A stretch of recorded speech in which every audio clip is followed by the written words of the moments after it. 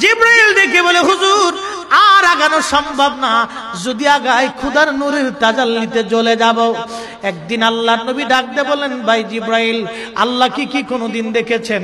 বলে, হুজুর অসম্ভব। জিবরাইল, আল্লাহ থেকে আপনার দূরত্ব কত দূর থেকে ওহী নিয়ে আসেন? জিবরাইল বলল, হুজুর 70,000 নূরের পর্দা আল্লাহ থেকে আমার দূরত্ব, একটা পর্দা থেকে আর একটা পর্দার দূরত্ব 70,000 বছরের রাস্তা। একবার আওয়াজ তুলে বলা যাবে কি আল্লাহু আকবার? হুজুর আমি ওহী নিয়ে আসছি আপনার কাছে, আল্লাহ জানাই দিয়েছে হাবিবরে বলে দিবেন পৃথিবীর উৎকৃষ্ট জায়গার নাম মসজিদ আর নিকৃষ্ট জায়গার নাম হলো বাজার। জিবরাইল আমিন ওইখানে স্টপ হয়ে গেলেন, নবীজি রওনা দিলেন। আল্লাহর হাবিব বলতেছেন, খাদিমুর রাসূল হযরত আনাস রাদিয়াল্লাহু আনহু 10 বছর নবীর কদমের খেদমত করেছেন। তিনি হাদিস বলতে দিয়ে বলেন, এ নবীর উম্মতরা তোমরা শুনে যাও, আল্লাহর নবীকে নিতে নিতে নিতে নিতে নিতে নিতে নিতে নিতে আল্লাহ এত উপরে নিলেন, এত উপরে নিলেন, বিমা লা ইয়ালামুহু ইল্লাল্লাহ, এত উপরে নিলেন এর সীমানা আল্লাহ ছাড়া আর কেউ বলতে পারে না।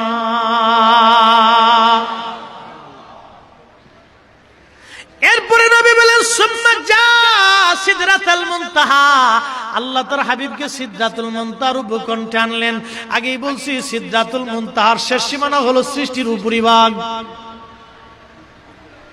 এই সিদরাতুল মুনতাহার উপকণ্ঠে আনার পরে আল্লাহ নবী বলেন, সুম্মা দানাল জাব্বারু রাব্বুল ইজ্জাতি ফাতাদাল্লা ফাকানা কাবা মিনহু কাউসাইনি আও আদনা।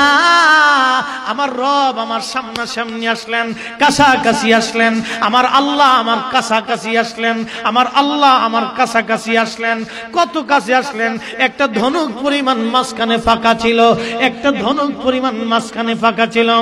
হযরত ইমাম নববী শারিহ মুসলিম, বিশ্বের খ্যাতনামা মুহাদ্দিসদের একজন, সহিহ মুসলিমের শরা আমার ঘরে আছে। আল্লামা ইমাম কাজী আয়াজ আল মালিকি রাহমাতুল্লাহ আলাইহি, যিনি সহিহ মুসলিমের প্রথম শরা লিখেছিলেন 900 বছর আগে, বাবা কিতাবুশ শিফার মধ্যে তিনি বিস্তারিত লিখেছেন। হযরত আইম্মা ইকরামের কথা, আকসারুল উলামা, জমহুরুল উলামা, পৃথিবীর অধিক আলেমরা এই বিষয়ে একমত যে ওই দিন ওই সময় আমার আল্লাহর নবী 2 চোখ দিয়ে আমার আল্লাহকে দেখেছিলেন। হযরত ইবনে আব্বাস রাদিয়াল্লাহু আনহুমা ফরমান, মুআজ্জামুল আওসাতের ভিতরে বিশুদ্ধ সনদে আল্লাহর নবীর হাদিস এসেছে।